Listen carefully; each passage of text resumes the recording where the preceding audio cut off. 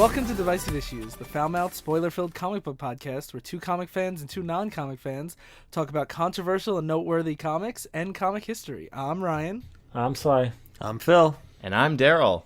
What are we doing this week, guys? Something new, right? Yeah, we've gone from binary to warboard, and now we're to Warboard.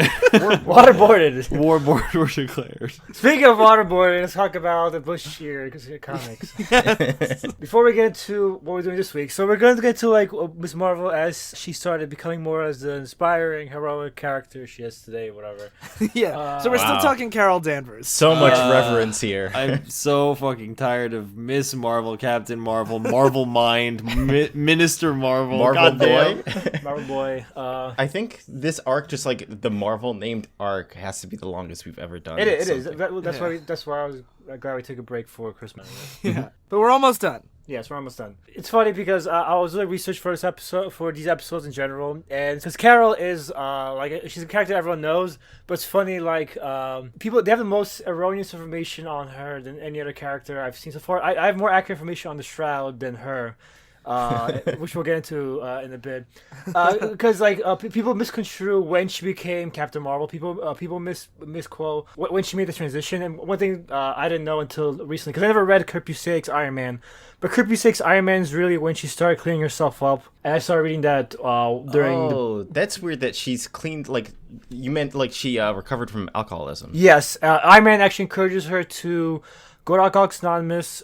She finally breaks down and accepts his help, and she joins. That's weird that in his book she recovers. Well, for what it's worth, Kurt Busiek's Iron Man, we did cover one of the issues last episode. Yeah. That's like the Iron Man book, and he was also writing Avengers. Yeah, so and Did she have her own run at the time or not? no. She's not having Okay. one. That's All she right. was she was gone. She was gone for comics for like a decade. Like she was not a character for like a decade. Yeah. Kurt Busiek probably did the most for her out of really anyone besides maybe who we're going to get into Brian Reed. yeah. But if you want to get into Carol's recovery, I would recommend reading Kurt Busiek's Iron Man and his Avengers in conjunction with each other, because it shows how shit of an event Civil War II is that none of their history together is really brought into the fact that he's the one that like helped her recover from everything, and that's none of that's fucking relevant in that story whatsoever. And that ties into another thing of the episode we're going to talk into, which is me bitching about modern comics and how nothing fucking matters. Yeah, well, that's one thing that, like, so Sly and I, usually when we plan episodes, usually Sly is like, we should do these books, and we're like, okay, sounds great. Or sometimes I'll be like, I want to do this book. But I feel like this is the most collaborative, because both Sly and I were like, what the hell do we do for Carol Danvers? Yes. And, like, both of us, read a bunch of stuff and sampled a bunch of stuff to try to find things that kind of did her arc justice, and it is very difficult. Yes. Really difficult. So one thing that I like, when you talked about like modern comics and stuff, I do kind of feel like her Captain Marvel is a completely different character than everything that came before, because I reread some of her Civil War II tie-ins and like some of her modern Captain Marvel books for this, and there is like no hint at the Carol that I had read, because like a year or two ago, It's like this Carol that we're gonna cover. Yeah, Yes. I had read like this whole era of Marvel like a year or two ago, like all of the the Brian Reed book we're going to talk about, like all of around her time on the Avengers, like under Brian Michael Bendis, and like that stuff, even though it's a new direction for her, still feels grounded in the Warbird stuff, the past, that kind of characterization. And when she takes over as Captain Marvel, I don't really see any of that there. And some people could argue that that's like character growth, it's a new status quo, she shouldn't just be constantly referencing continuity. That's a fair argument. That's not really like what I'm about. It's more about like her personality being lost, that you don't even see the traces of it. Yeah. We'll get into a bit more as we get into the actual comics themselves. So that's just one of the reasons why we're doing primarily Miss Marvel stuff for Carol Danvers and really not talking about her Captain Marvel times. Yeah, so if you're expecting us to talk about characters of the comics, something like that, neither Ryan or I are big fans of those runs, and they really don't echo the character we think is much more interesting than the character she is today. Yeah, and that's one of the reasons why I'm personally really excited for the movie, because I want to see Carol as Captain Marvel. Yeah, that's the main thing I'm curious about the movie for. Is there's a lot of good material buried deep within all this continuity and stuff. Yeah. The question is, what do they take? Like, is it just going to be like the modern Captain Marvel comics where they water it down so much there's no flavor to whatsoever? But at the same time, like, the MCU, I still haven't seen a Marvel movie I haven't at least liked. Yeah. So like, I'm sure it'll be engaging and relatable and fun. But it's a question of whether it's gonna be like another like Doctor Strange, where people like watch it and just kind of forget about it after a few months. That's fair. That's fair. You know, you're saying one of your problems with modern comics is that everything is just like bland and flavorless and just like, you know, it doesn't matter who's who in it. I feel like that with like a lot of movies and stuff too, where I'm like, there's just like wanton destruction. There's characters saying one-liners. Could be anyone really. Yeah. And then they fight for a while, and then There's a lot of quippy characters in the Marvel universe. Yeah, and I'm like, who cares who anyone is actually if they don't stand out?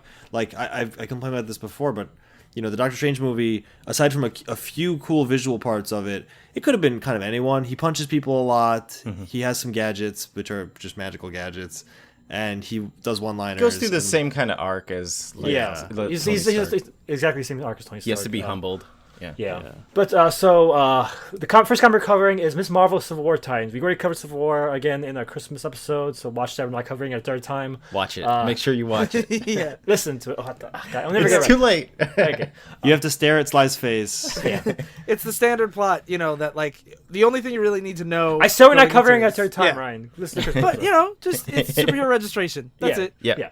This starts, and it's Carol's on the pro-registration side, which means that she wants superheroes to register with the government, and there's a lot of superheroes that don't. So she's going in with this task force to find superheroes. Darryl, he said we're not covering it a third time. Goddamn. like a Shade, is that his name? Shadow? Not Shroud. The Shroud. Yes. Shade, Alright. Shadow, Shroud. Get your lore right. The Wraith? Wonder Man's the reason why I explained Wonder Man last episode because he's Carol's partner in this issue. Essentially, I appreciate how they handle Spider-Woman. This is the second Spider-Woman, not the first one we covered in the last episode. The second Spider-Woman was Jessica Carpenter. She's my favorite Spider-Woman out of all of them. Because she was actually a single mom her entire career. Yeah, that's it, because there's so many of these, like, I'm a young, like, mid-20s, just like, I work one career. Yeah. And this is not the modern era, but it brings up history, so it's better than the modern era. But this era, the 2000s era, is very questionable for me because it brings up continuity, but in select points and only selectively. And one good example of that is Jessica Carpenter. We'll get to her see a little bit more later, but the biggest example is the Shroud, because the Shroud has nothing to do with the classic Shroud. First of all, he's fucking blind. You don't know that at all reading this comic. I did not know. Yeah, that's how you draw him looking at people's faces. Yeah. The writer of the story did not fucking know. They did write it in like, he has extra sensory perception in like the notes, but I feel it feels like an editor's note, and the writer fucked it up. So first of all, he's fucking blind. Second of all, his gimmick, the one I know the best, because he went to multiple iterations, but the one I like the best during the 80s is that he's actually a good guy pretending to be a bad guy. He leads his own group of supervillains as a way to give recent information to heroes. So he's like an undercover cop. Yeah, basically, but also puts him in like a bad position because he has to like let the bad guys win every now and then, and like the heroes don't trust him because of that. Like they're like, what the fuck? Why'd you let his team, the Night Shift, beat our asses that time? And Night Shift. yeah. But like that history is not brought up at all in the story. They mentioned it briefly, like he jury rigs a car at one point, and he's like, "Oh, it's good thing I was a criminal at one point," but that's not brought into the whole superhero registration question whatsoever. Or the fact that Tony recruited villains as part of his registration act. Like, none of that's brought up. It's just, he could be any fucking hero in this role as the Shroud. Yeah. So she captures the Shroud, and then... First she captures the Prowler, which is just a random Spider-Man supporting character who has gadgets. Yeah. the Shroud's the guy that comes later. Yeah. The Prowler wears purple. And he's all you have to know is he's a kid who has gadgets, and he. If you're not a fucking scrub like Sly and you've actually gotten to see Spider-Verse, you would know who the Prowler is. He's in the Spider-Verse. Okay. Yeah, he's like maybe like one of the most major characters. That's interesting. I've never expected that in a fucking modern. I forgot because the Shroud shows up later because he's dating Spider-Woman. Yeah. And when I saw him, I'm like, is this Cloak from like Cloak and Dagger? Visually, it looks very much like Cloak and Dagger. Yeah, it's just a guy in a cloak that covers his face. I forgot about Cloak and Dagger. Superheroes. God, there's so many. So you get to see a little bit of the politics of the superhero registration here because she catches Prowler, just he's like out being a vigilante, and while he's being interrogated, basically they're like, you have to rat on other heroes, otherwise we're gonna go after your wife. Like maybe she's in a costume, you don't know. And he's like, she has nothing to do with this. And like, well, you have a mask, so who knows? Well, it's also like he has no powers, he just has gadgets, so it's maybe she was pretending to be the Prowler, you know? Yeah, like it's very much coercion. Like it's painted as coercion. Like they're basically like, we'll basically paint your wife as a criminal because there's no way we can't prove she's not. Like she has access to the gadgets too. They're trying to find out who has been giving him information to avoid the Avengers. And it's not Tony or Carol doing the interrogation. It's a shady Shield agent. Yeah. Yeah, and he points out that it's Spider-Woman that's doing it. And Spider-Woman works for the pro-registration side. Like she was at a meeting with Carol. And while that interrogation's going on, we see a scene of Carol and Tony where basically Tony's like, we're doing the right thing, and Carol's like, I know, but she flashes back to the night before when she was visited by Captain America, and they have like an argument about like, is it just to follow an unjust law, kind of. And just to quickly get to my continuity bullshit, Spider-Woman actually entered comic books as basically a member of the Suicide Squad. The like Marvel version. Oh, okay. It's actually the Brotherhood of Evil Mutants. Not long after the comic we read last episode, they basically saw the writing on the wall with the anti-reg mutant stuff, and they actually signed up to join with the government in order to get protection and forgiveness for their crimes. And unlike the Suicide Squad in the movies, the Brotherhood of Mutants have defeated the X-Men, they have defeated Avengers, so they're actually able of being the fucking god-level fighters that the Suicide Squad were painted in the movies. Like, they defeated the Avengers and the X-Men at points. So the government accepted them, and Spider-Woman was put onto this team. And she joined the Avengers because she actually betrayed the government and the Brotherhood of Mutants. They were called Freedom Force at the time. Did they took out the evil out of Brotherhood of Evil Mutants? They're called the Freedom Force, not related to the video game Freedom Force, but God damn. So Spider-Man actually betrayed the government to help the Avengers as they were considered lawless at the time. So they don't bring that up at all. Like that history will be relevant. The fact that Jessica Carpenter personally saw the government be corrupt with the new registration. Yeah, so she might not be the most trustworthy. Yeah, but like that's not brought at all. Like it could be any hero. Well, for what it's worth, I do think that would I forgot about that. I forgot about all that. But I do think that I think it's kind of relevant for but I do think it informs her here because she is so in this first issue we learn that she is part of the pro registration team, but really she's doing that to pass along information to other heroes. Yeah. Like the Shroud, her boyfriend, and the Prowler, and the Prowler gives her up to Shield, saying like, oh yeah, she's the one who did it. And we see Shield and the Avengers go after them, and she helps the Shroud escape when he tries to surrender. Yeah, this is the area where you could argue and say this informs that. My only problem is Carol keeps saying it's the law. Fuck you, Jessica, it's the law. And it's never brought up. Literally, the law was used against us like all the time in the past. Yeah. Fuck you, Carol. Yeah. And the only other thing that happens in the first issue is Carol and Wonder Man are just trying to find this teen hero that like just looks like this like spider monster when she's in like her costume. Yeah, Arachna. I never saw. She's basically Spider-Woman, but a Spider-Man, but Hispanic girl, basically. Like she's young. Yeah, I've never read anything else of this character. I read stuff of her. It's funny because I never knew this was her first costume. She looks like a fucking like alien monster creature. Later on, she looks more like Spider-Man in the first Spider-Man Homecoming movie. Her first costume, okay. But here she looks like a fucking like she has like an exoskeleton on. She has like claws on her face covering like her mouth. And they run into her because Carol and Wonder Man go to get fast food and people try to rob it, and they're like making a joke like, you're really gonna rob, like we're Avengers. And then, meanwhile, while they're beating up the guys, this Arachne, this young teen hero, breaks out. And she's like, "Who wants a piece of me?" Oh shit! So she comes in as they were defeated enemies, and then they go to her house and they confront her dad, and they arrest her dad actually. And the dad doesn't know what's going on, and they bring them both into custody. It's not like they bring them to the police; they bring them to Avengers Town. Yeah, but he's like they don't tell him what's going on for a while, and then finally they do. They say your daughter is a fucking superhero. And it's important to bring up too that there's with the Superhero Registration Act that it actually doesn't have like an age limit on it. It's like even though she's underage, she's 16, she still has to register with them. Yeah. There's also the scene, I don't know if we mentioned, that when Spider-Woman goes to warn the Shroud, hey, they're coming for you soon, the Shield shows up to arrest him. And he's like, just pretend you were arresting me. And the Shroud tries to save her, give her protection. And she starts shooting energy at them or whatever she does, because everyone she's energy. she has psychic webs. It just looks like energy, but I think it's actually cool power. Psychic web. That's cool power. Fuck you, psychic. What does it mean? It's fucking just like Spider-Man's webbing, but it's telepathic. I think it's a cool, more unique way to take on fucking webbing. Can it like get in your head then? It's been also read. Is it like telekinetic webbing? Like you control it? She does have full psychic powers eventually. I'm not sure at this era though. Let me do research on this real quick. Psychic webbing. I think it's cool. Fuck you guys. I mean, it's a cool name. It's just like when you see it used in action, she shoots it at shield agents and they go down. That's my problem in general in this comic too. When Shroud uses his, he can summon energy from literally a shadow dimension, but here he just uses like shadow energy. Like everyone's powers look fucking generic in this comic, kind of. Yeah, I agree. Well, isn't summoning energy from a shadow dimension kind of just energy? So basically, she creates webbing. It's webbing created from her mind, but becomes solid through concentration. So webbing. So Fuck you. I think it's cool. She can control the movement with her mind. I think that's cool. that's pretty Okay, cool. that's better. That's a little bit better. So Darryl, what happens to Arachne or whatever? Well, in her she- dad? I think her name they- is not Arachne, right? Isn't that Spider-Woman's name? Oh, it's Aranya. Yeah, I was like Aranya or something. Because I think Arachne, Arachne is Arachne is Spider-Woman's. Spider-Man at this point because it's Aranya. There's a lot of... Yeah, so Anya's a girl, and Okay, yeah, that's Julia- easier. Julia is because they kept fucking switching names around this time because the original Spider-Man came back around this point. So Julia Carpenter is not the original Spider-Woman?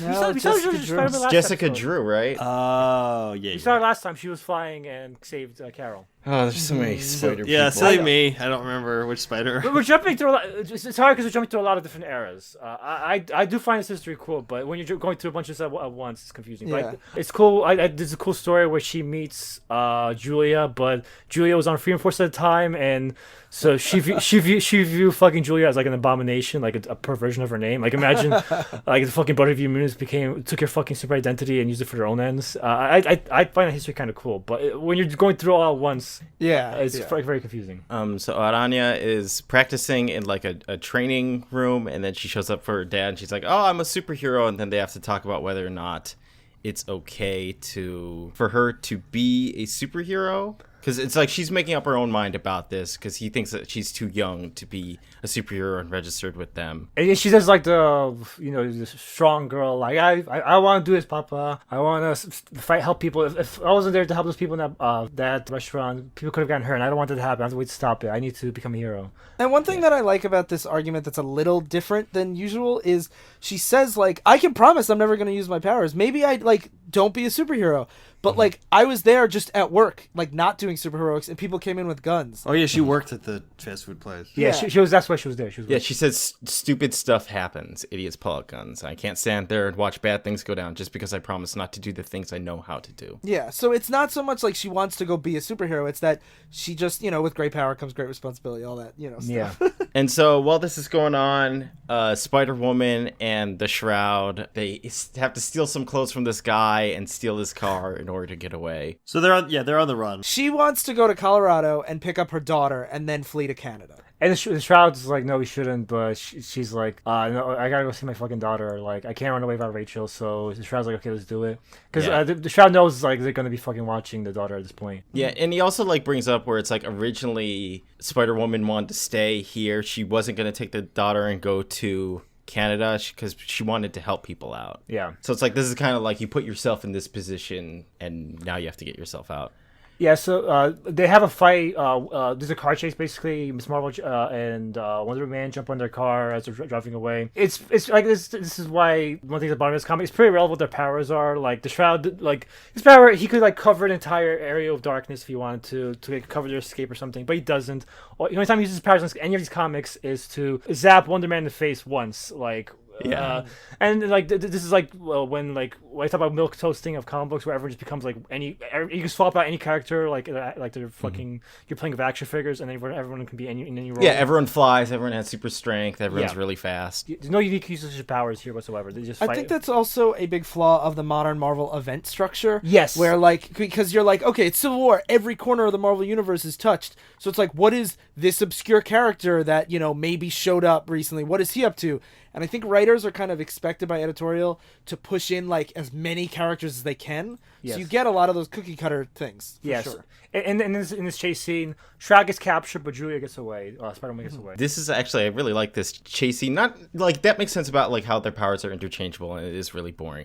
What I like in it is, since this is a Miss Marvel book, she flies in over and she tries to get Julia out first, and Julia, since she's on the driver's side and Julia's driving, she rams her into the concrete, the block on the side of the road. And then as she keeps driving, like Miss Marvel gets pissed off, and the narration says, "Okay, we're gonna play dirty. Let's play dirty." And it's just like a 2-page spread, but like split up into several different panels. A Miss Marvel flying in and punching out one of the tires so that the car flips over onto the other side of the road, but she catches it before it manages to get hit by a truck. That is a nice touch. It shows like Carol's like is kind of sick of taking this shit, and that's why I like it's so different from like other people, because Superman would be like, well, I got to be careful. Like, well, he also would be like, I'd be able to stop this instantly, and I wouldn't get like hurt. Whereas she gets pissed off and she just takes out one of the tires and flips the car, and then realizes like, oh no, I have to catch the car before it like lands on the other side of the highway. She's brash, she's aggressive, and she's pissed off. Like that's Carol Danvers to me. It's a really cool part, and then Julia flips out of the car before they can get her, and she gets away. Yeah, and I do want to emphasize, I keep pointing out stuff that bothers me.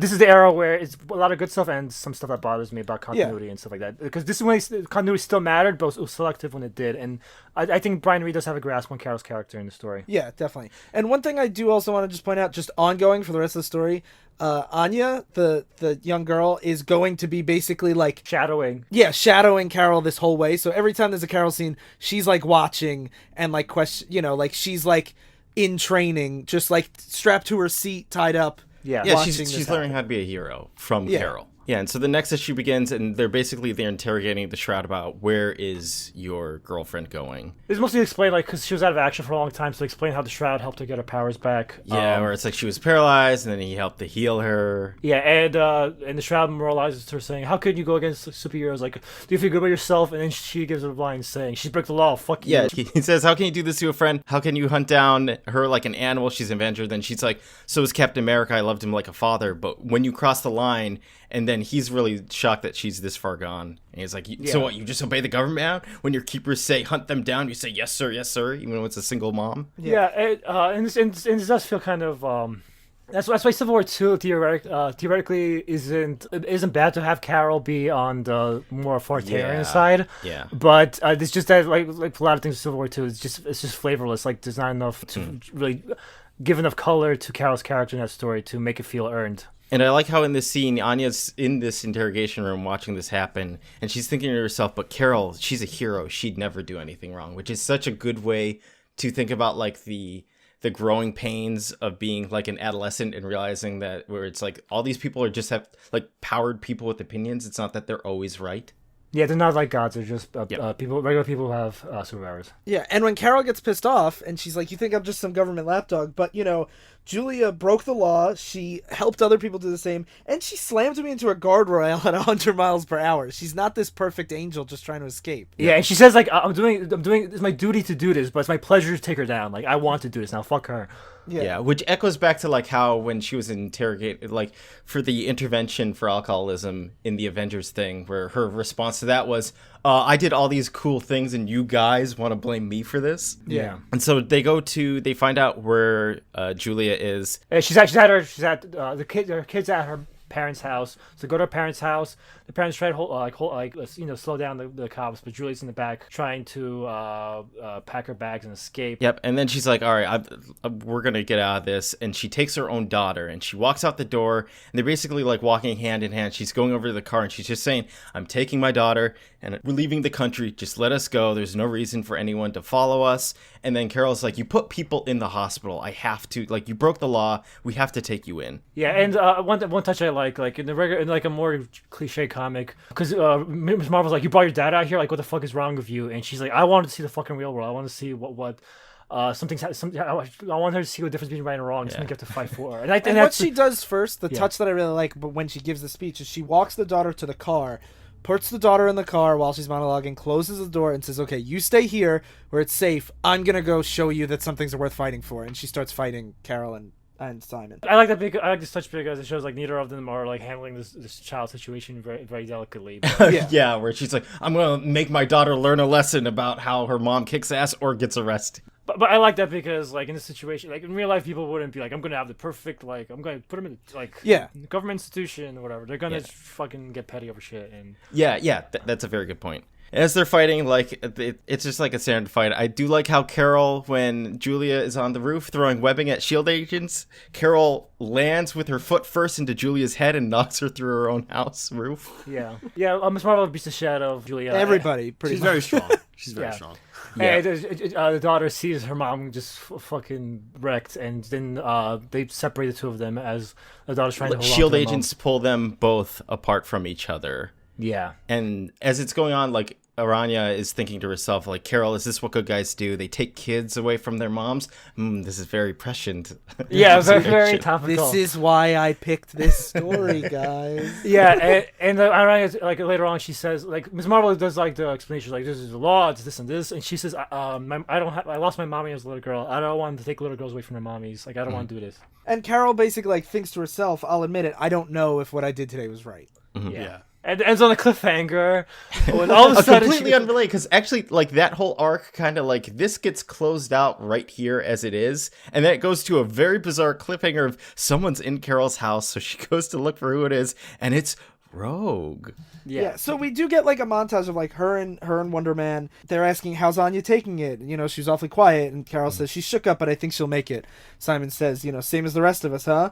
And she goes, "Yeah, same as the rest of us." And we also see like Julia's daughter crying alone somewhere, you know, and we see Julia in jail also crying, you know, and like we see like that, because the reason why I want to do this is because like Phil, you talked about when we talked about Civil War, like how people have to do bad things if you're going to enforce a law like this, you know, and like I really like that they actually show that even though Carol's doing it and she's following the orders and she's, you know, still siding with pro-registration, it's not just like, this is the right thing. Look at how unwavering we are. You know, we see the real life ramifications about, you know, like child separation, you know, like that's something that you can't enact policies like this without dealing with. Yeah, and I do appreciate like the first part of this story. I did enjoy just for that, the same reason I like the first Civil War. Where I'm like, it is a real thing that would be hard to deal with. Like, because you could say like it's terrible that they did this, but like, can you have just unregistered like what if Spider-Woman just, you know, webbed? I you know? actually thought this story was more effective than Civil War as a whole because it's a down to earth, like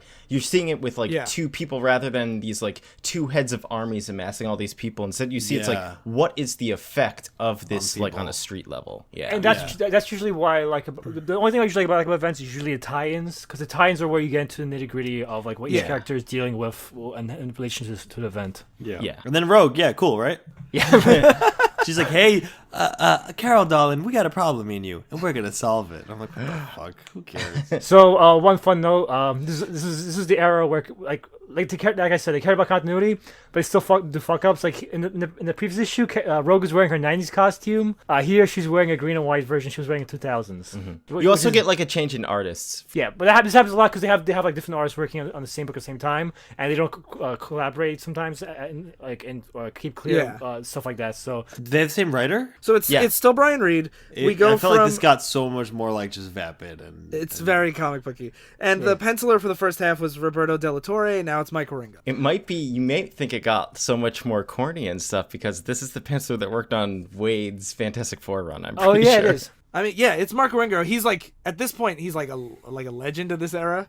But, you know, he does still have that, like, cartoony style. Yeah, like when I think of 2000s, like, the guy who did the last issue, he was different from the first two issues, guy. He was very 90s style. Yeah.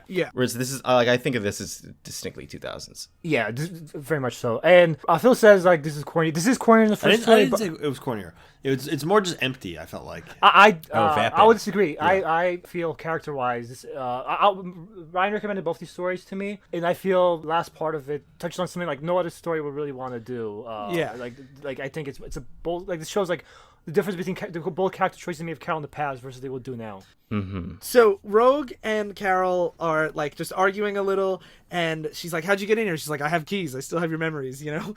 And they find, and we get the idea that like Carol has like forgiven Rogue to an extent, but not necessarily like, oh, we're best buds now. But they make it seem like we were past our issues. Like because it's like their first reaction, like Carol's first reaction to her isn't to fight her. It's like, hey, like let's actually talk about this when Rogue is getting heated. Yeah. And also just because I would satisfy my continuity loving, Rogue has fire powers at this point. Yeah, I was like, is she binary too? Like, No, what's happening? So this is actually a really cool bit of backstory. What happened was she actually has Sunfire's powers at this point. Oh, What happens is Sunfire guy's legs cut off, ow. and he's like, I can't go on like this. Kill me, Rogue. Take my powers. And she actually did that. Oh, poor And guy. I thought that was a cool like twist. And so now she has Sunfire's power. She can fly and shoot fire basically. That's cool.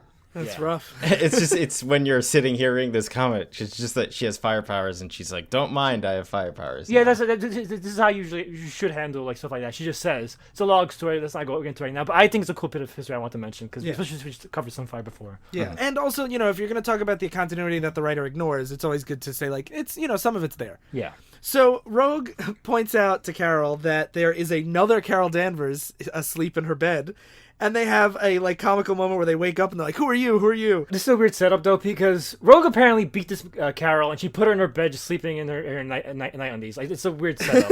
Yeah, it a weird is. setup. She undressed her. It was like, go to sleep.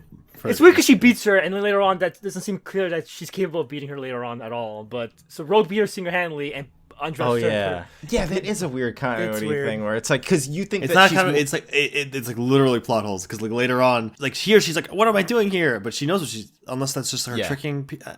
no. It Yeah, do- it's a doesn't- plot hole. doesn't- It's a It plot- doesn't Yeah. make sense.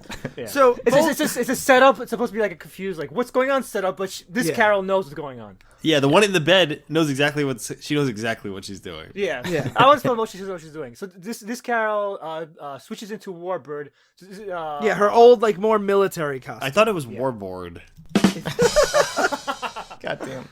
So they, all three of them, just start fighting a bunch. Where the main crux is the Warbird Carol is fighting Rogue, and there is a recurring joke in this run that I just want to mention where Carol's apartment keeps getting destroyed by supervillains and her insurance keeps going up, and she mentions that here. And there's one funny note, like odd note, I don't know, where she like they break through a restaurant. The guy's like, my insurance is going up. Then he sees Carol, and then they basically start flirting, saying, it doesn't matter if you're the one breaking my apartment, I guess. So they fight a bunch, and then they eventually, Rogue and Carol together, knock out Warbird, and they bring her to Xavier's school for Beast to run some tests to find out what the deal is. And they're like, is it a clone? Is it, you know, so on and so Oh forth. my god! And then they bring up how like this is such a minor thing, but that who says it? There's someone that said like he's not in the Avengers anymore. I think it's like Yeah, Carol that he's says- on the X-Men. He's on X-Men at this point. Yeah, he's on the X-Men team. And the next story we're reading, Beast is back in the Avengers. Yeah, so because I guess it's confusing. Like I like that history. I like because we're gonna get to AvX, where Avengers vs X-Men, and Carol and Beast have to decide their loyalties, and they both end up choosing the Avengers over the X-Men. And I find that history interesting, but when we're going through it one after another, it is confusing to see Beast back and forth. It's a lot of like weird status quo, like where it's like let's return to this era, then to this era, then to this era. It's like Beast is an X-Man, Beast is an Avenger. That stuff gets me off. But I'm on Sly's side here. Like, I really Oh, like that. man. I mean, that's the problem when you do stories that are 6 years apart, you know, like, because Yeah. do you really want, like, the same status quo forever? That'd be really boring. But you know? for me, the thing is, it's like it's the same. You're going back to another status quo. You're like But no, bouncing it's not though, between two. because originally when he quit the X-Men the first time, it was just to set out as a hero on his own. When he quits the X-Men the second time, it's specifically to say "fuck you, X-Men." I don't like what you're doing. Like "fuck you," seriously. Like the context is completely different both times. Like it is when Carol and Beast go against the X-Men, it is deliberately because they don't like the X-Men at all anymore. There are character choices that make sense in the context of the history that they're, Yeah. you know, Yeah. referencing. So Beast tests this unconscious Carol, and he's like, "Hey, she's you definitely, but her quantum vibrational frequency Yeah, is it's kind of different." bullshit. I could tell she's from another dimension. Yeah. Her dimensions. She explains how. This is Carol explains how. Basically, the continuity explained on that episode where she became more. She lost her power, became more bird, became a drunk. Something up to that point, it's the same, but she never recovered. She just stayed a drunk. And there was a story arc in the beginning of Brian Reed's Miss Marvel run where Carol single-handedly saved the universe, and Miss Marvel wasn't there for that. And this Marvel wasn't there for that because she was drunk still. Yeah, the Warboard one didn't recover, so she didn't go bail out the Avengers, and then in her world, basically her entire planet was destroyed. Yeah.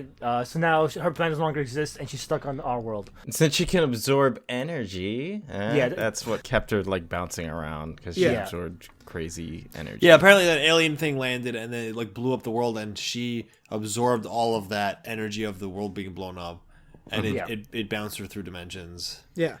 And one thing that I really like about this is as she's expositing, like I've seen like this kind of story, like I'm you from a grittier universe, you know, blah blah blah. But the Warbird Carol is, I'll just call her Warbird. Warbird is like, so I know we have some shared continuity. So if your rogue hurt you half as much as mine did, how dare you stand next to her as like a friend? Like how could you possibly do that? And then our Carol, normally, like in a lot of these kind of stories, it would show like sympathy, but she's like, no, fuck you, you sickened me. I was in a bad rut, and I got over myself. Like, I picked myself up, I went back and helped my friends. You just sat there and got drunk. You're an asshole. You know, like, you're me if I never developed as a character. Yeah, I like that for two reasons. One, it shows Carol being abrasive. She's not gonna be like polite, like, you should be better. She's like, fuck you, you disgust. She literally says, you sicken me. And two, it shows it's like Carol talking to herself in the past, and I think that's a nice touch. Yeah. And not only that, but then they both start fighting. Yeah, so they start fighting, and their powers kind of like cause a feedback loop, and they reveal later on that basically when the streams touch their powers, they basically like almost get like Carol gets like a heart attack and passes out. And Carol passes out. Then Beast revives her, you know, with CPR, and then they fight a bunch more. I'm okay. I just need CPR real quick. I'll be fine. Let me keep fighting. She's a superhero, you know. She's Carol Danvers. Yeah. She's not gonna lay down after a heart attack. Her heart stopped. She's mostly just a cliffhanger, like, oh my god, she's dead, and then next issue. Yeah, it was such a silly cliffhanger because it gets resolved in like one page where I was like, are they gonna have to like switch brains into Carol bodies or something? And instead it's just like, no, she just needed CPR.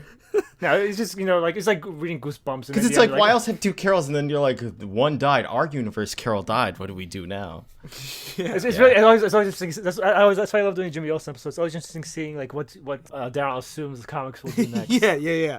I like Warbird's like energy blade hands. Like it reminds me of like a Starcraft like side blades. So then they fight a bunch, and Rogue gets involved. Carol tells her not to, but she does anyway and gets knocked out. And then Warbird starts to... Rogue doesn't just get knocked out. Like, Rogue gets thrown at Carol Danvers, and then Carol gets pissed off at her and kicks her in the chest. And knocks her out. Carol says, like, I told you to stay the fuck out of this fight. And she kicks Rogue so hard she breaks her fucking rib, and Rogue's on the ground saying, I can't fucking breathe, like, help. And so Carol's standing over Rogue saying, I'm an idiot, I should never forgiven you, like, this Carol's right, she's not as stupid as I was to forgive you. And so Warbird comes over saying, yes, let the hate flow through you, yes. Yeah. And you know, we're skimming through most of this comic, but literally the most of this entire comic is them just whacking each other, yelling at each other, whacking each other, yelling at each other, you bitch, what should we do? Should we break them up? And then they're kicking each other, and then it's just so much of this is just them hitting each other, and then Beast trying to break it up, getting kicked, Rogue and a lot of the dialogue is quippy, like, oh, I'm gonna stop you, like, it's not you fight like an amateur, catch. Oh, but to be honest though, this is kind of why I like this story, because especially like, you know, 15 years ago, there are very few female comic characters that are just these brash, I'm gonna kick the shit out of you all the time kind of characters. And I find like that brawlers. to be the brawlers, like, and that's something that I think is like really lacking now, because Carol isn't a brawler anymore, and I think that that's such a more unique character. Yes. Yeah, but when you have two of her just hitting each other for 10 minutes, I'm like, God, I'm so bored reading this. I mean, look at Death of Superman. Isn't like that last comic like all just whacking each other? With him versus Doomsday? Yeah. It is, but it's like it's large-scale destruction. He's not quipping at him and getting quipped at back by Doomsday. Yeah, they always emphasize this fight. One big problem is they don't emphasize the severity of the fight until like later on. They feel like it looks like two just like people just like beating each other. It's like a cat fight for half of it. Or like two people arguing over like someone scratched someone's car and they're just like kicking each other in their front lawn. Like it doesn't feel like superheroes fighting, which I know part of it is the point, because they're like, oh, we can do this without powers too. But it just didn't feel enjoyable to read to me. I will back up Ryan though. I do agree with Phil. It feels like a very like a typical superhero fight. Like a no consequence fight for most of it. Yeah. But I will back up Ryan, because I think the twist goes against what you would expect this kind of situation to resolve. It's also like I thought this issue was fine, but to like Phil's point, like think about how we read the Claremont stuff before, where it's like we need to use our powers in unique ways. Yeah. This is pretty mindless. It is. I agree. Like the structure of the fight is like what you expect a generic superhero fight to be. So then, as Sly alluded to, the twist at the end is that the Warbird Carol starts saying that, well, I didn't want to kill you because I wanted to see if you were finally a Carol strong enough to like man up and kill Rogue because Rogue sucks, And she's been bouncing from universe to universe, and she said, and every time I get there, Carol and Rogue are all buddies, and to kill Rogue, I have to also kill Carol. And she says, so she's basically been going around and killing like dozens of Carol Danvers and Rogues. Carol has turned on this point saying, no, I'm not going to kill Rogue, and they start fighting again. But she reveals, like, you came the closest, like, you were the most, like, willing to give in to your hatred and do what needed to be done. But this it like makes the whole setup of this whole story so stupid, where like Rogue finds her, beats her, puts her unconscious in the room. She wakes up saying, "Who am I?" And then also like, is there just like, I guess this is how it goes in comics. Like, there's just an infinite amount of universes where everything's a little bit different, right? Yeah, pretty much. Yeah. Okay, that's pretty much the case. I do agree with you. Like the that's why I thought this would be interesting to cover, even if you don't find it interesting to read. Phil, I'm sorry. Do it. Because they're flawed, but I think they at least illustrate Carol's character. Yeah, that's why I wanted to do these. So Carol beats Warboard, and she fights really dirty. She pulls her hair and then blasts the back of her head with a bunch of energy, and she melts her. She basically melts her face. Yeah, melts her face, and now she has like 30-degree burns, and she's like, "Please kill me." The Warboard's like, "Please kill me," and Carol's like, "No, fuck you," and she flies off. Well, she doesn't say no, fuck you. She has an internal monologue where she's like, "I was afraid that maybe I'd actually killed her, and suddenly I was afraid that maybe I hadn't, and that maybe I should." Yeah, you're right. Which I really like that. Yeah, while I still had the chance. Yeah, Carol has remorse. I'm sorry, I shouldn't say literally "fuck you." She has remorse, and she's like, she is like "fuck you" while she's beating the shit out of her. But then when she sees her face all messed up, she spares the young Warbird, the other Warbird, and she brings her to shield custody. And I really like this because then she goes back to Professor Xavier's and like is around Rogue when Rogue's unconscious, like super, her ribs are busted and everything. And, she says, like, did I actually, like, forgive her? Was I pretending? Like, she's not sure where she lands on, like, does she actually forgive her? Does she hate Rogue? She says, like, Warboard didn't put her here at all. Like, Rogue was fighting against Warboard. I broke her ribs. I put her in here. Yeah. And she says, like, I was defending myself from her, but, like, it doesn't make sense to me when I'm saying it out loud. And Beast comes to her and says, like, get out. He says, Rogue will be fine in a few days, but right now I don't think you should be here. And she's like, Hank, I didn't. And he's like, Carol, I said I don't think you should be here. Yep. And, like, that's, to me, like, because normally, like, oh, the fight's over. But, like, no, the damage and the emotional character moment is still there. And Beast is like, no, you don't get to be next to Rogue right now. Mm-hmm. Yeah, and then she says, like, this used to, while she's flying away, Carol thinks herself, this used to be my home, this used to be my friends. And, like, first of all, I find interesting this inversion. Like, Carol was friends with the X-Men, Rogue joined, she was the outcast, and now she's the bad guy in the situation. Now she thought she let go of her petty grievances, but she didn't in the long run. And, like, now that's alienated her from her friends. Because her friends all forgave Rogue, but she never did, basically. Mm-hmm. And then she says, like, I used to believe, I still believe, I try to believe that I'm a good person. And the last time I ran away, I went into space and stayed there for a while. And she flies into space like she's monologuing. Yeah, she's like, it's so beautiful out there, so peaceful, it makes me want to scream. Part of what I love about outer space is there's nobody else out here. When you're that alone, you forget what makes you human. Yeah, space is beautiful, but it's also a means of running away, and I'm not going to run away from anything ever again. And she flies back to Earth. Yeah, and I agree with Phil on a lot of his faults, which is why, like, if you're just doing, like, pure, like, we're doing the best of the best comics in this show, I would not recommend this comic, but I think it touches on interesting character work. Yeah, okay. I agree and also, especially in the era of modern comics, I think Brian Reed does a lot with just 2 issues for this, where, like, Carol versus alternate universe Carol now would probably be, like, 8 issues. Yeah, it definitely will be. And, like, I like that it's just quick, it's to the point, character moments, done. I'm not saying, like, again, it's, like, I definitely just echo what Sly says, that it's not my favorite Carol Danvers story, but, like, I think it gets to the heart that, like, Brian Reed was pushing her character in new directions without forgetting where, all the baggage that she brought with her. So I think the issue is definitely really interesting. I do not like the plot twist because it feels like too much of a, like, a character twist to be like, I was evil all along. I've been killing Carols and Rogues. Yeah, I feel like that's still not Carol. Like, I really believe, like, in that if Warboard, like, came to this dimension, maybe if she was really mad at Rogue or something, maybe she'd try and kill her, and then the two of them could fight, and then maybe in Carol's anger, she accidentally, like, takes out Warbird or kills her, and that could be an interesting story. But, like, the super villain-esque twist, especially when you're like, this is literally the same person, but now it's like they just went evil force because they were jumping around universes too much. Yeah, and to back up your point more, it also hurts the point I mentioned before that it's Carol arguing for past self because it makes her feel even more distant from the current Carol. Like, you can't imagine current Carol being like, I'm going to kill every rogue in every universe. Yeah. But one thing that I do think that I like about, and I agree with everything you're saying, but I do like that they explicitly mention, like, you are more like me than any other universe's Carol. Like, you have more of a dark past, more of that edge than the other ones. The other ones are more like traditional Marvel heroes. And I do find that to be an interesting, like, our Carol isn't the perfect Carol. Yeah, which again, like, I could concede and be like, that's really cool if this Carol just wanted to kill Rogue rather than was a serial killer of Carols and Rogues. That's very like that's almost like too cartoony for me. It would have been better if it was just she woke up in that universe and she can't forgive Rogue. Like, she sees Rogue, even though it's not her Rogue. I agree.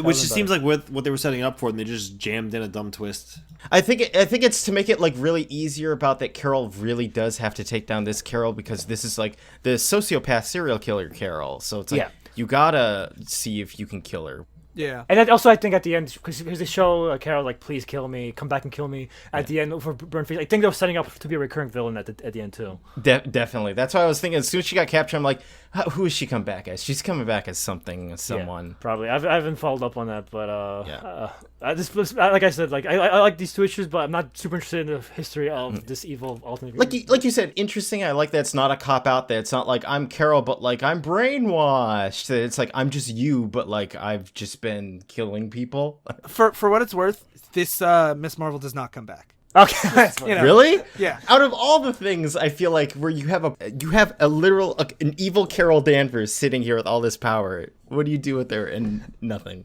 That happens a lot of comics. You'll have a lot of like abandoned status quos that you like. I wish more could have been done with Janice, for example, but that gets dropped. I mean, even though Brian Reed stayed on the book for like 50 issues, like he had a really long run.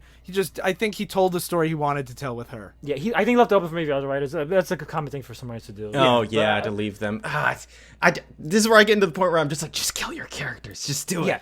Yeah, I agree. If another writer wants to use that character, have her just be like, some bullshit happened. Also, it's just some random alternate universe Carol. You could bring another one. It could happen again,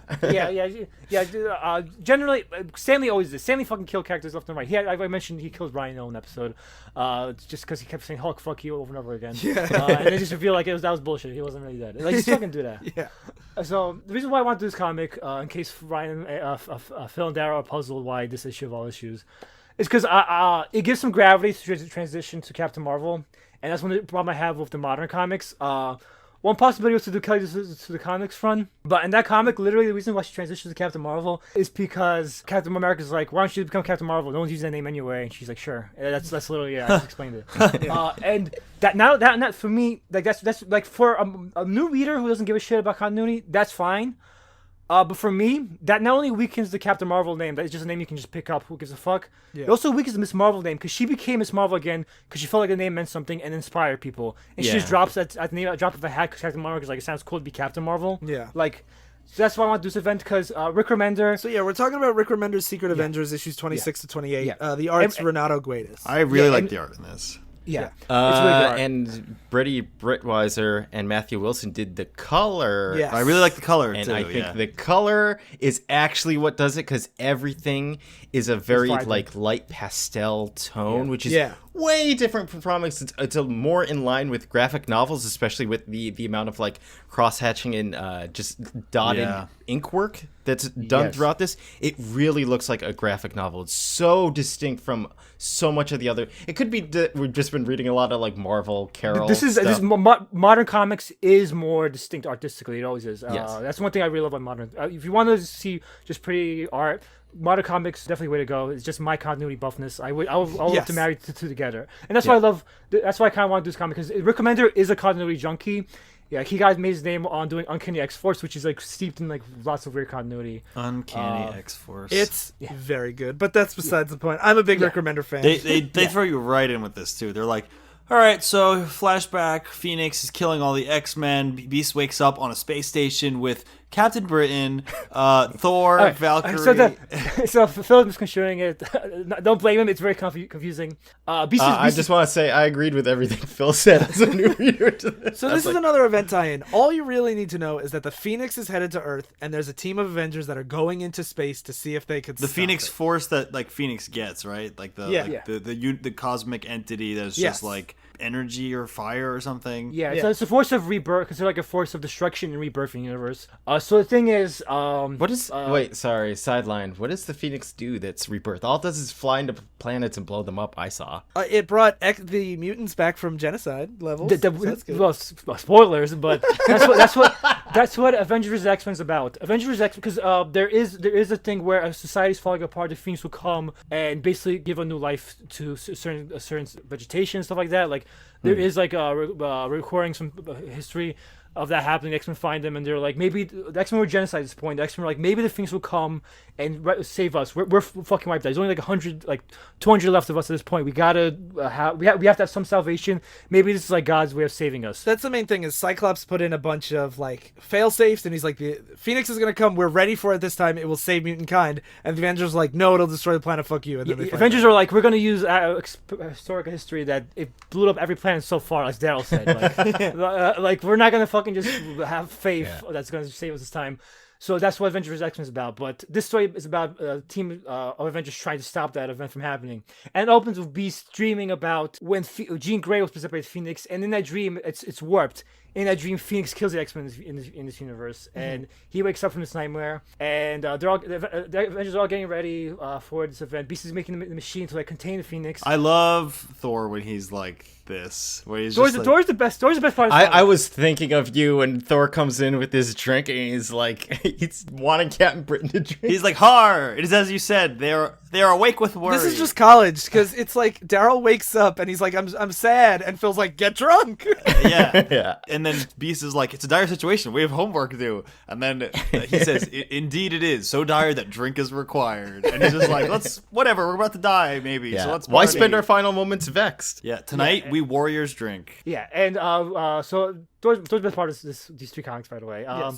And Thor's with Valkyrie, and they're both just hammered, and they convince Captain Britain to be hammered too. What I like about it is like they're not like just drunk. They're like the old like what you expect from like a Norse warrior who's like, I'm going to have a glorious battle, and if I die in that glorious battle, that's the best way I could die. And we fight to save people and keep, what does he say? So that a mother might kiss her children goodnight, so that life may continue uninterrupted.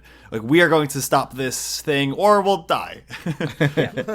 And so, just to really explain Captain Britain, because I think this is why I'm sorry, I'm going to jerk off continuity. So I can't help it. I feel like once every couple months we need an episode where Sly's just like, here's so many things. So I read Captain Britain in the 2000s. Ryan read Captain Britain in the 80s. So Captain Britain is like he's not really a Captain America. He is actually given powers by Merlin, so he has magical powers, and he like his power is augmented by his bravery or something like that. He's like the most Britain thing you could think of. Like, the more brave he is, the more powerful British he is. thing?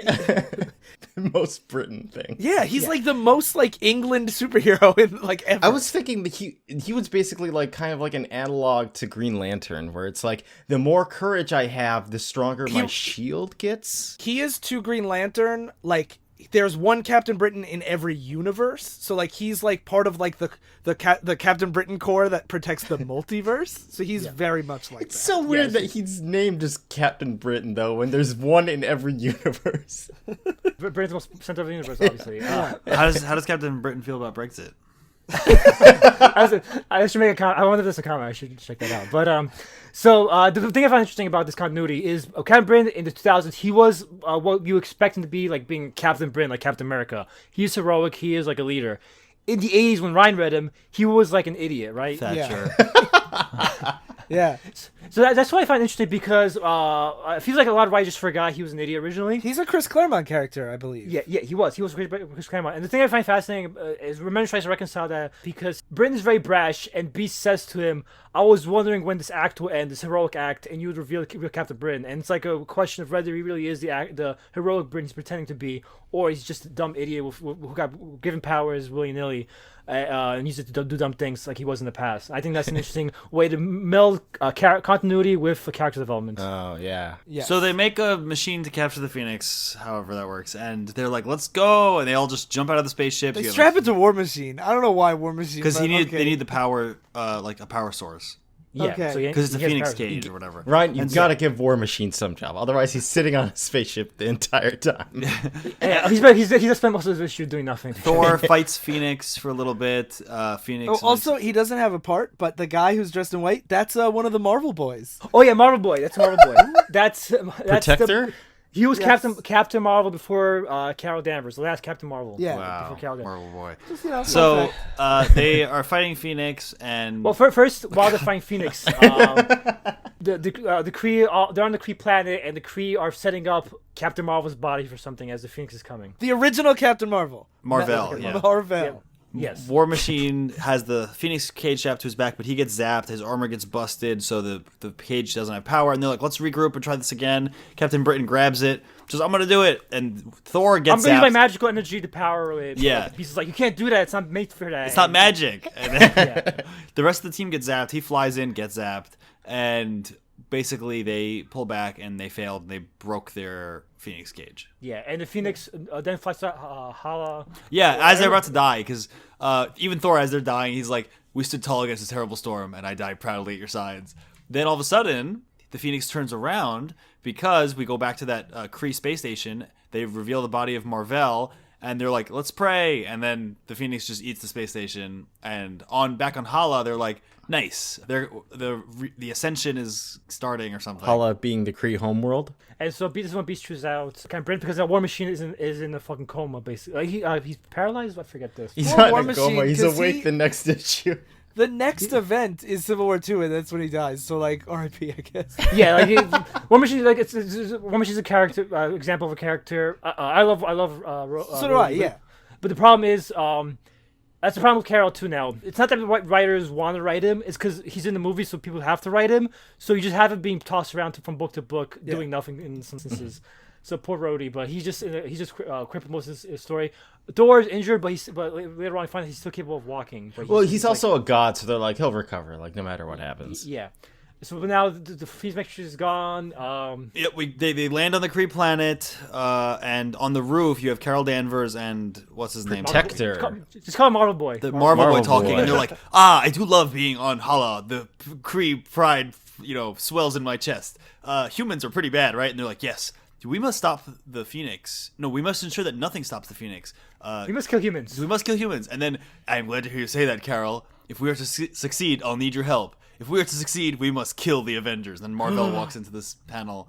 Yeah, floats Marvel. in. Yeah, Marvel. Where now he's wearing his like classic iconic costume, the red and blue one, but it's green and white and Kree colors. Yeah, the Kree costume. Oh, pretty cool. No, what happened? And they just start making out. Marvel boys like Miss Marvel and Marvel, not like Marvel. Everyone. Marvel is great. Everybody. It's so silly, the panel, because it's Marvel kissing Miss Marvel as Protector is like on his knees bowing down to him. Hey, it happens. Just for context, Marvel Boy was like when he became Captain Marvel because he wanted to aspire to be like Captain Marvel to live up to that name. That's why he was Captain Marvel temporarily. So to him, Captain Marvel is like an icon. So like Yeah, he's but not back it's to just that. him prostrating himself that's so funny. it's very funny. This panel is hilarious because out of context you would be like, what the fuck? It's just Marvel making out with Miss Marvel while Captain Marvel was praying. But if you know the characters, you know I think you mean Marvel boy praying. Marvel Boy. Marvel Boy. You mean Captain Marvel? I would say Marvel Boy, Miss Marvel had and Marvel Boy and Captain Marvel had a thing. No, Miss Marvel, when she was Carol Danvers, before she had her powers, she did love Captain Marvel. And she's in life for the first time, so it makes sense. I completely forgot about this because when I saw this panel, I was like, ew, isn't this like a father figure to you that you want to be like? And I forgot that they had a thing. No, they did love each other at one point, and Wait, you don't kiss your dad like that while your little brother worships you? I kind of like that. It's kind of abrupt that like they just so happen to see each other. They start making out. Even though it's kind of off-putting if you don't know the character. And it's also a little off-putting because the very last thing with Captain Marvel is him dying next to his wife, and he's like, "I love you forever. I'm so happy we got to meet." And here he is making out with like his high school fling. But yeah, yeah, it's A little disrespectful there. it's weird, but also it's like obviously something's off because he died being like, I'm glad I helped protect humanity, and then he wakes up being like, I should kill all humans. Yeah. And we have this narration, and he talks about how he died, and he talks about how he didn't miss life, and how it was very and like he remembers how Thanos mocked him from the afterlife and how he died. They bust into the ship and beat the shit out of the Avengers, and by they I mean Carol Danvers, Marvel, and the Marvel Marvel folks. the Marvel family. And the whole time, like Thor is like, "How dare you wear Captain Marvel's face?" And Captain Marvel's like, "I am Captain Marvel, but fuck you anyway." Yeah. Even though you're my friend, You have now chosen unwisely the form of your deception, dog. You will suffer for this foul disrespect. Thor is so fucking awesome in this comic. I love Thor. Yeah. Thor is just great most of the time. Yeah. Most of the time, again, I feel like it depends who writes him because clearly this guy's really having a golden time with him. Much better this than Avengers 200. Yeah, that's for sure. So then we go back to the planet of Hala, and the Supreme Intelligence is on TV in front of everyone, and they're like, "Look, he has come back to us, Marvel, true son of Hala, and he is, redeeming himself for his actions against the Kree, and the Kree Ascension is now blah blah blah. Phoenix is gonna come and eat us all, and we'll want it to And happen." everyone's like, "Yay, do it, "Yeah, eat me." do it, yeah, I want to burn." And then you're like, "This is a weird planet." So while that's happening, the Avengers try to evacuate. They do explain though that the priests and Top do believe that because Beast compares them directly to the X-Men, saying just like the X-Men, they believe they're gonna come and save their situation because the Kree are like after we talked about. And the Kree died. The Kree like basically went to shit after Operation Galactic Storm, and I was trying to restore their honor. So this is like their desperate attempt to do it. So then we have, the rest of them in prison. The weak ones in prison. They were supposed to kill the strong ones, but they slid out the side at the very last second. Thor saved them. Or was it Thor? Yeah, they don't really show, but then Carol and Marvel make out again, and they're being watched by this creepy man.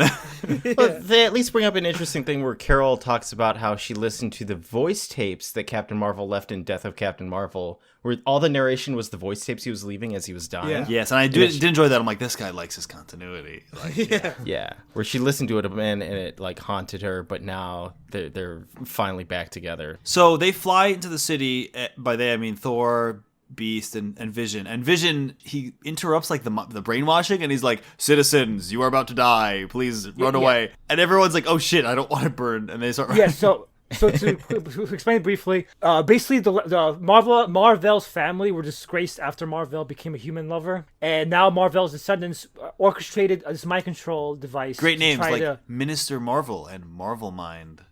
Yeah. They organized this event to try to redeem their family name by like, we'll be the ones to restore the Kree honor. Yeah. Even though Marvel, our ancestor, ruined it, and Vision disrupts the mind control, and the Kree realize on some people, and then Marvel shows up and he's like, "Nope, you can't do that." And then they fight. Thor fights Marvel. Marvel's stronger and wins. No, but Thor's actually kicking Marvel's ass, but Marvel uses his nega bands to block Thor's lightning. Oh, yeah, that's true. So then this scene I really like a lot, because what happens is after Marvel beats Thor, he goes and he sees that all the people that were escaping, the Kree soldiers had gunned down. And he's like, "I died as all things must. There was peace, rest, reward for a life spent in service of others. I didn't miss life." As it shows him shocked as like his view zooms in on like kids and like older, like elderly people, like just regular civilians gunned down, and you can see that something is wavering his dedication. Yeah. And also, just to quickly, in the first issue it was Beast narrating. Second issue it was Marvel narrating. Now it's going to be Carol narrating. Yeah. So the third one, you have the weaker ones about to be executed by a Kree executioner, and War Machine wakes up and he's like, "What the fuck happened?" While I was unconscious. and like, yeah, we're on a He Kree starts planet. like quipping right away as he's about to get his head lopped off by Ronan. Yeah, is that Ronan? No, I don't think it's Ronan. It just looks like him. He really looks like Ronan. It has to be him. No, there are characters that look like Ronan. Like it's like a Ronan rank. is his name, but there are other accusers. Yeah, Ronan the accuser. It's a This is just teaching me. I think I hate all things Kree. Everyone's Yes. named Marvel. Everyone that's not named Marvel is Ronan. The We Kree. did say the Kree sucked. Like Sucks. me and Ryan never defended this. We said the Kree sucked. Kree are my favorite. Fuck you guys. So as they're about to be executed, Marvel is like, "Oh shit!" Because Vision wakes him. Basically they beat up Thor and Vision and Beast, and as they're flying them away, Vision wakes up and he's like, "Mind control over." And the three of them are like, "Oh shit!" The Phoenix is in the. Oh, Phoenix is gonna kill us. That's bad. Yeah, they see it like in the sky, like Majora's Mask, like slowly approaching throughout the issue, and they're like, "Oh no, this is not good." For those who don't know anything about X-Men, Phoenix is like a giant firebird heading towards the planet. I mean, Yeah. you don't have to know about X-Men to know that a Phoenix is a giant firebird. But I just If you don't know anything about mythology, I forget things like side comics sometimes. Yeah. And so Marvel and them show up to the execution site, and they're like, they stop the mind washing of everyone, the brainwashing, and they're like, we have to evacuate this planet. And then we see, watching on TV, Marvel Mind and Marvel Minister Marvel being like, the plan, didn't. I'm not sure people saw through it. One's a father, one's a son. The son's the one brainwashing everyone, and the he's got father's a like, big well, brain. It's like sticks out of his head. He's Mega Mind. Like I think, is that like Minister Mind? Yeah. Mind? And so they're like, we'll redeem our family, like Sly said. And the dad is like, and thanks for your help, son. He kills him. Yeah, this is dumb. This is a dumb scene because the shout evil the dad is. The dad kills the son. And he's like, no one remember your name. Everyone remember me. And then, but then when the Avengers enter, the guy kills himself anyway too. Like immediately, he has a gun to his head. His dead son in front of him. I'm like, what the fuck? And he's like, you'll never mock the name Marvel. And he shoots himself in the head. And then the Phoenix is about to show up. The Kree fleet is trying to fight it and getting owned because it's Phoenix. And then the Avengers fly out to fight Phoenix again without the Phoenix cage. And the plan this time is Miss Marvel / Carol Danvers is going to open up a white hole. She's gonna tap into her powers from binary. From her which, binary if you remember, powers. Phil, you remember white holes. I do remember. And so they... And then that's something I like about this because they try to show Miss Carol as binary for the last time, basically. Yes. So she becomes binary again to use white hole powers to negate the mass of the Phoenix so that Thor can open up a portal to throw it to dark matter fields on the edge of existence, ? And, Yep. Okay. Makes sense to me. And then it starts to fail. Carol can't hold the Phoenix because Phoenix is... I can't control it! Yeah. And then Captain Britain's like, it's my turn. And he's like, I'm brave. And he flies in, starts to fight Phoenix by himself. And even though he does a good job, he's just there to be brave for a little because he's still losing. And then Marvel is like, the Phoenix isn't going to stop until it's claimed its true objective, which is me, because I have its energy from that time it ate the space station with my body on it or something. Well, so it revived him, so he's living because of some Phoenix power. Yeah, Right. he has a Phoenix inside him that's keeping him alive. So he's like, I have to go. You've done enough, old boy, he says to Captain Britain. Which I'm like, fucking to the British guy, of course. And then Carol says, he's everything I remembered and more. Not a moment's hesitation. Once he knew what it would take to save people, he gave it willingly. And he flies into the Phoenix. He's like, I didn't miss life. And the Phoenix grabs him and basically like zaps his power out of him. His life. Yeah, just kills him. And It's not like a big dramatic fight. He just like goes in, the Phoenix sucks, like kills him, and then flies away. But why does the Phoenix rebirth things if it's like, I need that back actually? I think the suggestion was that the Crete scientists like stole it from social media. That wasn't a willing giving of life. Okay, so Phoenix is like, that's why I turned around right away. It's like, nope, that's not. Yeah, it was supposed to pass through, but then they found out, you took a part of me, fuck you, and he came back to destroy fucking hell, basically. So Marvel floats away, and Carol keeps narrating like, he was so brave, blah blah blah. She says like, his nobility and stuff, and the image of a lone man willing to sacrifice his opportunity for life for a world and people that forsook him, inspired by the very notion such nobility is possible. Captain Marvel. The name will always define the best of us. Perhaps it should live on. AKA, this is why I'm going to take that name. As we see his body just on this like barren planet, like it looks like a moon, and then just plants start growing out of him as like I don't buy it. There's no other plants on this entire moon. No, I think I think it's a suggestion that Phoenix. I told you Phoenix can revive. He kept some of the Phoenix. But even though it took all of its power, huh? I think it's just to be like nice imagery, like I think it's just supposed to be where's the moisture coming from for these plants, huh? It's Phoenix. She can fucking. Is there air on this moon, people? Yeah. A giant firebird. I'm just kidding. If you landed in a desert, you could say the same thing. This planet can't have any plants. But you could see the whole planet if you zoomed out. It's all out, desert. It doesn't matter. Either way, I think it's symbolism. Yeah, I think it is too. I kind of view it as because like his sacrifice brought new life. So like the Phoenix using him to his Yeah, body maybe to, there's a like, little bit of remnant of the Phoenix energy in him. It's just like Yeah. whatever. I kind of didn't like this because like a lot of this really just felt like pandering and worshipping of Captain Marvel. Is like, he's so great, he's so noble, he's so heroic, and it's like he was kind of just like every other superhero. It's just that he got cancer and died from it. I agree with you, Ryan. Daryl. I agree with you, Ryan. First slip. I always agree with Ryan. No, That can't be right. Yeah, what? I agree with you, Daryl. It is kind of like typical for like what a superhero story like this would be. Yeah. But I want to do it because at least give some gravitas to transfer of titles. At least brings back binaries temporarily. Marvel comes back and they have the big planet about to be blowing up. It's a very typical event, but I thought it was at least better than what modern comics did, which was nothing. Yeah, I'm at the point now where I'm like, she just shouldn't be Captain Marvel, right? It's just like, just Captain Marvel's dead, whatever. I mean, other than licensing, I guess. There's your reasoning. Yeah, I agree with that, but I'd rather do this in the first issue of Captain Marvel when she's just like, Miss Marvel's boring. I'll be Captain Marvel. So follow us on these issues because these were very like weird choices, and I wanted to know what you guys thought. I liked them a lot, but I had already like these. I didn't even have to read them because I had both of these books already, and I've read them in the past. The Miss Marvel stuff I thought was the Civil War stuff. I'm like, it's okay. Wasn't very enthused by it. Did not like the Rogue stuff that much. I liked the Secret Avenger stuff, but I just like the style of it a lot. I like the characters a lot. The Marvel family stuff was fucking dumb, but I've always liked the Phoenix Force stuff too, and I like that. I would say the Phoenix stuff I like the least. Like, I was really enthused by the art in the beginning, but I just, like, you have to buy into, like, everyone's being brainwashed, and you're like, this is just kind of confusing. It's a very complicated. It's a fucking X-Men story crossing with Avengers. Like, it's gonna. Every time it's like X-Men adjacent, I'm like, I kind of like this for some reason. Carol fighting herself had, like, it started promising, but I didn't like the way it concluded, and the first 3 issues with Aranita, I really liked that. I wanted to see more of that arc about her trying to raise this girl and trying to raise her kind of like as a Republican would raise someone during like a time of crisis, where this person's like, I don't know if we should be killing these people. It's like, we have to though. Like, this is for the good of society. That stuff was fascinating. Yeah. Yeah. And you didn't like Secret Adventures then, Daryl? No, I didn't care for this at all. This was kind of just like, because I felt like the only reason I was reading this was to see Captain Marvel again, and it's like, I don't care about him being like a cool character because I've never liked him. Which is So fair. it's like when he comes back and then you have Protector worshiping him, I'm like, all right, let's That just... was great. Fuck you.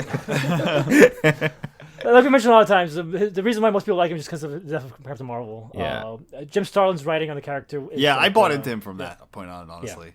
Yeah. But that's so that wraps up all the convoluted comics history. We're going to talk about modern comics next time, but we're not going to talk about Carol Danvers, unfortunately. Oh, But no. But it's Carol Danvers adjacent. yeah. Please end the Marvels. So we were trying to have mercy on you guys. We're going to talk about why modern comics work. An example of a clean, like very not super continuity heavy story that tells a very like one volume like plot very efficiently, and is actually what modern comics are the best at doing. I am excited to read this actually, because this is the one character that when I saw like all like Marvel's lineup and everything, this is the one character I actually wanted to read on my own. So we are doing the first volume of G. Willow Wilson's Miss Marvel, and it is like the modern book in my opinion. Like, it set up what modern comics are like. What they wish to be. Yeah, because like a lot of comics ape the style, and it's not, they don't do it nearly as well. And this book, like, to me is really emblematic of what comics should be right now. So I'm very excited to talk about it. So that will be in 2 weeks. Cool. We're going to look forward to our like actually like beginner friendly book to read. Yes.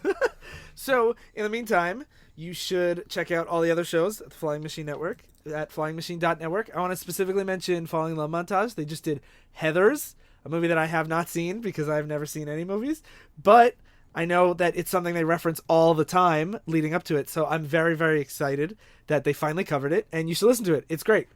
And also on the flyingmachine.network website, I have a music blog that comes out every month, so you should read that. I talked about Miles Davis this month.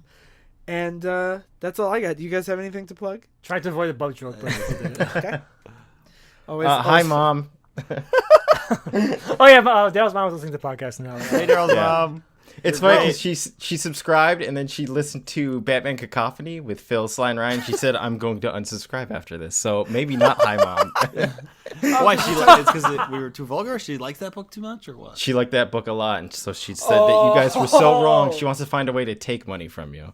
Oh, interesting. Well, speaking of which, you should go to the patreon.com/flying machine link in the show notes and back to Patreon. We don't talk about Batman Cacophony because that's a regular episode, but we talk about a lot of things. Next month we have some more Jimmy Olsen stuff coming out, and it'll be good. It'll be real good. It's a lot of fun. Yeah, if you ever want to know why Jimmy Olsen is making Superman watch a sad movie and he's collecting his tears, the reason might astound you. It will. is excellent. It will astound you. It's because he's an asshole. Yeah, it's because he's an asshole. But yeah, so check all of that stuff out. Thank you for listening to Divisive Issues. I've been forcing my sad friends to drink lots of beer. I've been literally trying to give some gravitas to this name change made purely for copyright reasons. I've been warboard. And I've been worshipping as Joe comes back from the dead and kisses Sly. Stay in continuity.